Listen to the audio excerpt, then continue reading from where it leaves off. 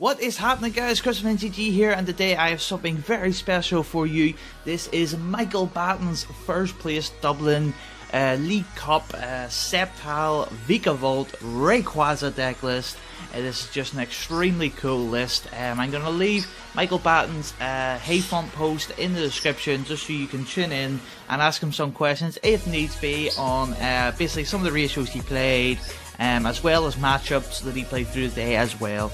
So I am going to run through the deck list and basically run through why this deck is a thing and maybe why you should consider it going into your next League Cup. So everyone by now should know what Rayquaza does. Stormy Winds, actually rarely use this ability. You only ever use it when you're going toe to toe with a very high acceleration deck that you maybe just need to get the edge on. But when it's played, discard the top 3 cards of your deck to the discard and choose 1 energy from your discard pile and attach it to this Pokemon. Doesn't have to be from the 3 cards you discarded, just so long as there is energy in your discard pile after the discard. And then the reason why it is played, Dragon Break needs a Grass, a Lightning, and a Colorless, and it does 30 times. 30 for each Grass and Lightning energy on your side of the board. So it obviously has a massive synergy. You can pile on energy of the different attackers, not just Rayquaza himself, as opposed to his sister deck in Vikabulu. And just basically retain energy while Rayquaza keeps its damage output at the absolute maximum. And lastly, Tempest GX. What a magnificently powerful GX attack. It just guarantees your setup. Flip over your GX counter, toss away your deck cards in your hand and draw a fresh hand of 10 more. If you basically go seconds into the game, or in a way that your opponent can't really judge you, Rayquaza is just so powerful, the Tempest GX, because they're not going to judge you and risk denying their own setup just in the hopes that you brick yours. So Rayquaza GX is just an insanely powerful card in that respect. And partnering it, big no surprise here, it is the VikaVolt. Once per turn you can take a Grass or a Lightning from your deck, or a combination of 2, put them onto 1 Pokemon on your side of the field. So it can be Rayquaza, or it can be VikaVolt himself, Tapu Lele, stuff like that. And obviously while they're on the board, Rayquaza goes up and up and up. VikaVolt is a really good attacker when called upon against the shortest shrine decks, as it does do 150, which means it is one-shotting all, or most if not all, one price attackers in the game right now. So just having that as an option is really good. And this is when it gets a bit nutty, a bit obscure, or a bit different. He is playing a 2/2/9 of Sceptile. Power of Nature, prevent all damage done to your Pokemon that have any Grass energy attached to, which you can obviously get straight from the deck with VikaVolt. Your opponent's Ultra Beast cannot hurt you as long as one of your Pokemon, or the Pokemon in the active, has a Grass energy. Which is just insane, because we all know Ultra Beasts are heavily played right now, be it the Buzz Shrine decks or the sort of Beast Box decks. Ultra Beasts are here everywhere. So that's basically what he analysed from the meta from Brazil. He knew that as a VikaRay player, you either had to discard the deck completely and just accept that a Shrine is just not unrecoverable matchup while still retaining other matchups across the board, or you can try and find different decks to even the playing field against the deck. Some notable mentions are the stuff like the Delmise, the Grass one, I think it is from Forbidden Light, don't quote me on that. It can hit for 130 off 3 energy, or the Baby Tapu Bulu. Once you've used your GX attack for the game, it does 120 damage off 3 energy.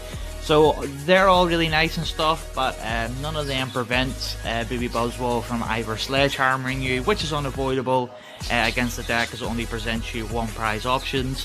But this just does prevent it, so it means they have to pivot back on to their backup attacker, be it Weavile can hurt absolutely, or Garbooter. So it just basically takes out half their deck and forces them to play Mono Garb or Mono Weavile, which is not bad at all. But the one thing you're probably thinking about is, does this deck really need another Stage 2 line? Yes and no. Vikavolt is the engine Stage 2. As I said earlier, it can be the attacker, but he only attacks when called upon. That's not the sort of win condition you go in thinking when you start off the game. And then Sceptile is your attacking Stage 2 package. He's not an engine, so they do complement each other pretty well, considering the fact that you're already maxing out on rare candy anyway. So apart from literally the 2 Trico, 2 Sceptile, you don't need to change your ratios up that much, which is why you do now see some decks incorporating 2 Stage 2 lines, just because it is not that much of a commitment just for this level of reward. And lastly, for the Pokemon, he's playing 2 Tapu Lele, obviously just a really solid card.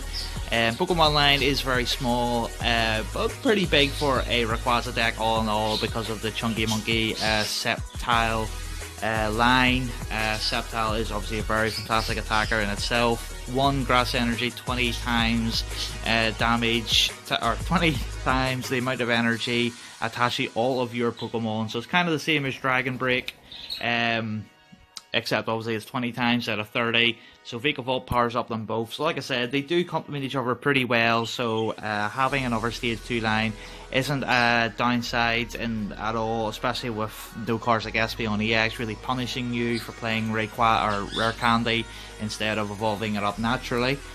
So moving on to the tools, we have, the items, we have Energy Recycler, really obvious, just to give Vikavolt more ammunition. You don't play the one that can have the option of adding it back to hand, because adding the back to hand is irrelevant. You just want to keep on chugging away with Strong Charge, so that is why he's playing Energy Recycler.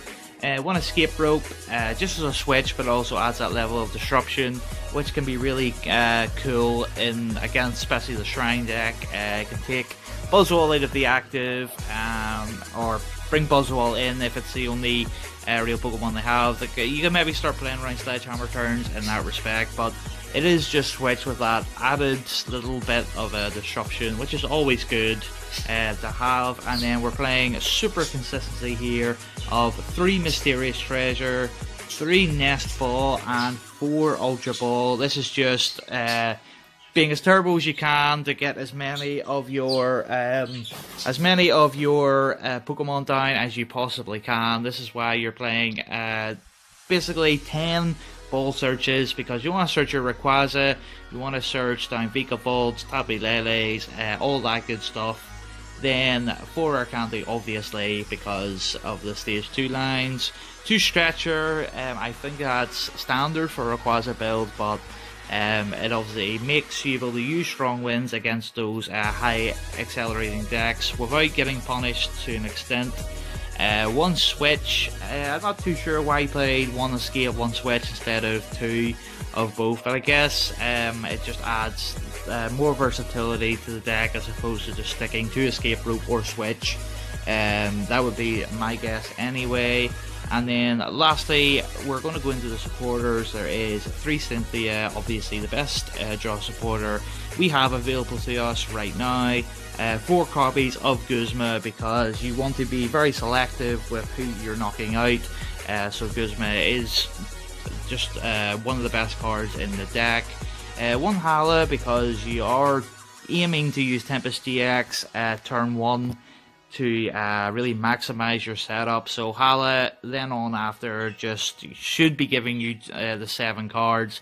So Hala is a really strong option to have. I wouldn't play more than 1, just on the chance that it's your only draw supporter going into turn 1 or whatever. It's just nice as that blowout one-off tech. And then 2 Lily for the turn 1 supporter. You have basically 4 Ultra Ball, 3 Mysterious Treasure, and 2 Tapu Lele. So your chances of seeing the Lily turn 1 is very high, and even after that, Lily is still a solid draw supporter on after. And the card I really like in the deck Rayquaza decks in general is Volkner, because it gives you that free lightning energy. You can do your attachments for a turn, but obviously searching items is just insane. He doesn't play it himself, but stuff like Choice Band, Switch, Ultra Ball, Mysterious Treasure. Volkner is just such a versatile card. It just guarantees you the rare candy or the other piece of the puzzle that you're missing, be it rare candy or Ultra Ball, just to guarantee those turn 2 Vikavolts and really just outpace your opponent and punishing them for starting too slow or not matching the pace that you have set down. And lastly, 7 Grass Energy and 6 Lightning Energy.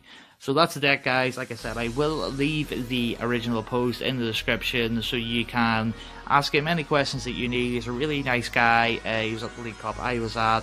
He will be available to answer any questions that you may have. But I hope you enjoyed the video, guys. Please check out the rest of the videos. If you enjoy them, leave a thumbs up. Catch us next time, guys. This is Chris from NCG.